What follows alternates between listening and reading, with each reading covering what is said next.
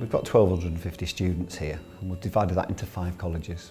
So each college has, if you like, a mini-head teacher we call a director of study. So it's a broad spectrum, 250 students within each college, and a broad range of ability, and also curriculum subject areas within each of the colleges as well. There's some interesting statistics. We've been gathering this for the Anti-Bullying Alliance.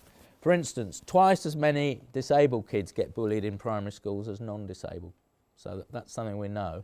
I'm going to be doing a workshop with you this morning on understanding and challenging disablist bullying. Now, what do you think disablist bullying is? With some autistic children, what we've actually done is we've gone in and worked with the form. And in doing so, we've actually tried to educate the form how difference is not something that should be challenged or that people should be made to feel small over. We've gone and got them to look at a completely different approach to disability. And in doing so, we found that the students have responded very positively to that and also been very supportive to the individual. So we've had quite a few successes of working with some of our autistic students here. I couldn't be friends with Diane. And she then says, I can't do anything about those things. I just think they're sad. But I can do something. What can she do something about?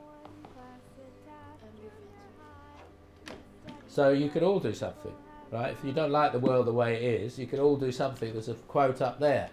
Be the change you want to see in the world, from Gandhi. I think we use a lot of what has happened in the past in terms of historical events, apartheid, the Holocaust, and look at the dangers of when humanity doesn't get it right, and how we can learn from that today, and how we can make sure that that discrimination never happens. The full name of it is Attention Deficit Hyperactivity Disorder. Right. And have you had that diagnosis? Yeah. Right, so you've got that. So do you want to describe how you feel sometimes with it? Well, I feel like I sometimes can't sit still for even a minute. Well, we're doing the good and bad words about some of the things. That's all disabilities. We're writing good and bad words for like disabilities. The good side's like medical terminology, and the bad side's like words that you call people, like mean words. That's what they say basically. There's always stuff. Really bad. Nearly all mine's negative. Yeah, most of these are actually really negative. What names they call us? They're very rude and... Gay, downy, Mong, ginger, idiot, handicapped. Right, so what we're finding is when we get to look for language that describes people, we can only find negative. What did you have on this table? Dwarf. Dwarf, so not everyone knows what we're talking about. It's quite offensive to be called dwarf. They prefer short person or person of short stature. Okay. And what I'd like you to do is think of all the barriers you can think of for disabled people and just write them on these bricks. Any other barriers you I came up with some things that people with learning difficulties would find difficult to do, and came up with solutions to help that. I think when I get to year 11, I should have more time to do exams. I think you're right. And I think that's fair because it takes you longer to do things. You need help writing. You might need help writing, yeah, physically. Yeah. Well, one of ours was writing big amounts of text, you know, like in newspapers and stuff, and it's like really small and there's loads difficult on for it. people with learning difficulty to read, yes? Yeah, and the solution was bigger print, so it's a lot easier to read. There are 5 questions I want you to find the answer to on these information sheets. I think it was mean. Yeah, what do you think it was mean? Because it's not their fault. Someone's born with a difficulty, that's how they're born. No, it doesn't make them different to us because they're human too, and they deserve to be treated the same way because they have feelings and we have feelings the same as them. Disabled bullying is a common type of bullying that occurs mostly in schools. It happens to kids who are short-statured, have mental health issues, are autistic, people who have learning difficulties, and people with physical impairments. This is a diary of Kendall Green and her story as a disabled person. Dear Diary, in school today, I was with my best friend Millie when some big kids came along and started calling me names, and she didn't do anything to stop them. How come you didn't do anything about Kendall being bullied, Millie? I didn't want to end up like a heartbroken and upset, so I thought it would be best if I disappeared and joined the crowd. Dear Diary, I told my teacher and my best friend Millie said sorry to me. I'm so happy everyone can accept me as who I am.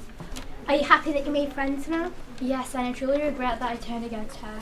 I'm so glad I finally made the right decision and don't regret it.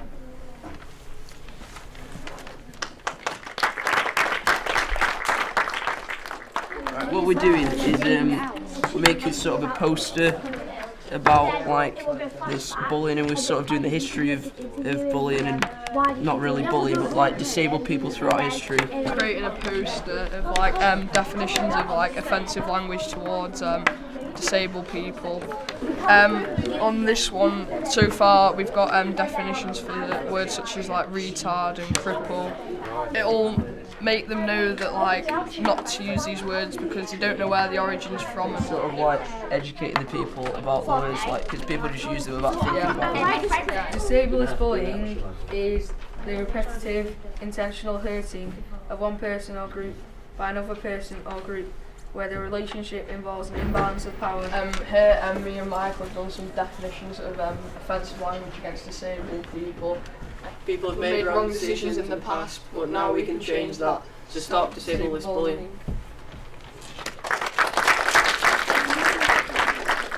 In the play, these two boys, Jack and Thomas, roll us outside into a bush, and then Tom tells the teacher, but the teacher doesn't do anything about it. That's our bad example. And in our good example, Tom and Jack roll us outside and we come in crying. In the first scenario, I just leave it be, but in this one, we both get 3-hour detentions after school and are made to apologise. I'm very sorry. I'm very sorry. Thank you for apologising. This is the right way. I think the course has been difficult because, well, we know now that people bully disabled people, and that's not really nice. No one should bully anyone, really. Yeah, it's really interesting. It sort of showed me why bullying's a bad thing, you know, what not to do. I think what we've been able to do in the workshops this week is look at creative ways that we can maintain that curriculum delivery whilst having a positive focus on disablist language, but also positive images of disability as well. And I think that's a subtle difference for which teachers often don't have time to consider. So having this presented to us in a way that gives us an easy access point to start developing those schemes of work differently has been really powerful, I think, as we move forward.